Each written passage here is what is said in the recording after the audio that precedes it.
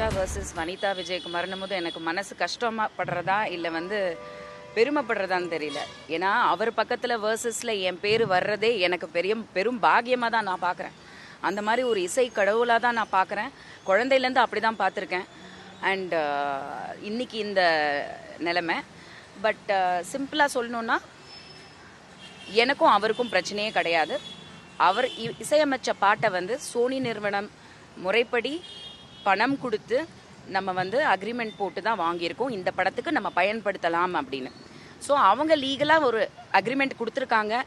அவங்க எல்லாமே ப்ரொடியூஸ் பண்ணியிருக்காங்க. அவங்க கோர்ட்டுக்கு அவங்கள தான் அவர் கேட்கணுமே தவிர வாங்கின இப்போ நம்ம ஒரு அப்பார்ட்மெண்ட் வாங்குகிறோம், ஒரு பில்டிங், அந்த பர்டிகுலர் பிராண்டில் தான் நம்ம போய் காசு கொடுத்து அந்த டாக்குமெண்ட்டை நம்ம வாங்குவோம்.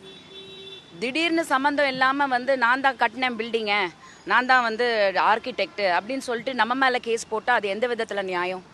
இதை நான் அப்படி தான் பார்க்குறேன். அவர் தான் இசையமைச்சார். அவருக்கு நன்றி சொல்கிறதுக்காக தான் நாங்கள் அந்த கார்டு யூஸ் பண்ணோம், நன்றி கார்டு யூஸ் பண்ணோம். சினிமாவில் எல்லா சினிமாலையுமே நன்றி கார்டுங்கிறது ஒரு ரெகுலர் ஃபார்மேட். நீங்கள் எந்த படம் பார்த்தீங்கன்னாலும் தேங்க்ஸ் போடுவாங்க.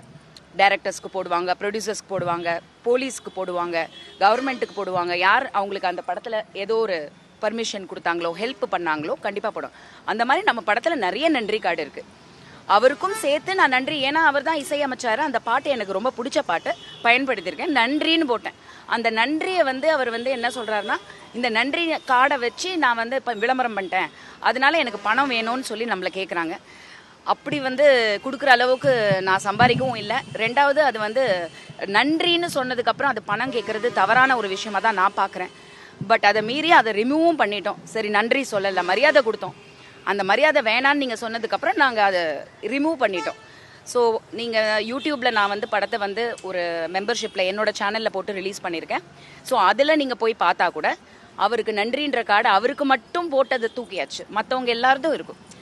ஸோ அது நம்ம ரிமூவ் பண்ணியாச்சு. இப்போ சாங்கை பொறுத்த வரைக்கும் அவங்க சோனிக்கிட்ட தான் கேட்கணும். என் டாட்டர் தான் சைன் பண்ணி வாங்கினாங்க. என்ன தான் இருந்தாலும் மை டாட்டர் தட், நான் தான் டைரக்டர் அந்த படத்துக்கு, நான் தான் அந்த இடத்துக்கு அது தேவைப்பட்டுச்சுன்னு சொல்லிட்டு சோனியை அப்ரோச் பண்ணோம். இப்போ சோனி நமக்கு விற்றது கரெக்டாக இல்லையான்றது அவங்கக்குள்ள சண்டை, எனக்கும் அதுக்கும் சம்மந்தமே கிடையாது. ஸோ இப்போ நம்ம கரெக்டாக என்னோட அட்வொகேட் ஸ்ரீதர் அவர்கள் அதை கரெக்டாக இந்த கேஸில் தான் உங்களுக்கு கரெக்டான ஒரு ஜட்ஜ்மெண்ட் கிடைக்கும். ஏன்னா இளையராஜா எல்லார் மேலேயும் கேஸ் போடுறாருன்றது எல்லாருக்குமே தெரியும்.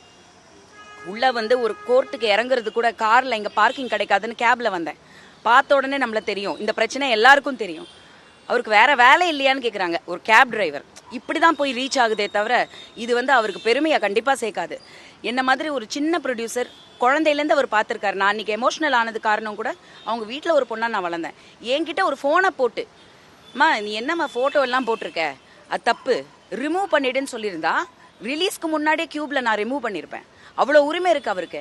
என்கிட்ட திட்டிருக்கலாம் என்ன, அதுக்கு என்ன கேஸுக்கு போட்டு கோர்ட்டுக்கு வரவழைச்சு என்னை அசிங்கப்படுத்தி நான் ஏதோ திருடி பாட்டை வச்சா மாதிரி அது எப்படிங்க வைக்க முடியும்? சினிமாவில் எப்படிங்க ரிலீஸ் பண்ண முடியும்? ஸோ நாங்கள் எந்த தவறும் செய்யலை. என்னோட அட்வொகேட்ஸ் பார்த்துட்டு இருக்காங்க. இது கண்டிப்பாக ஒரு கரெக்டான பதில் எல்லாருக்கும். யாரு கரெக்டு, இது யாருக்கிட்ட நிஜமாக ரைட்ஸ் இருக்குது அப்படிங்கிற அந்த ஒரு விஷயம் இந்த கேஸ் மூலயமா ஒரு ஜட்ஜ்மெண்ட் கிடைக்கும்னு நான் நம்புறேன். நன்றி. இல்லை, கோர்ட் கேஸ்ன்னு வந்ததுக்கப்புறம் நம்ம என்ன பேச முடியும் சொல்லுங்க? அவங்க பணம் தான் கேட்குறாங்க. எதுக்குன்னா நான் நன்றி கார்டு போட்டதுக்கு. எனக்கு புரியல அது எப்படின்ட்டு. கோர்ட்டுக்கு வந்துருச்சு, சப்ஜூடிஸ் மேட்டர். ஸோ நம்ம வெளியில் அதிகமாக இதை பற்றி பேசவும் கூடாது. இனிமேல் லாயர்ஸ் தான் ஹேண்டில் பண்ணுவாங்க.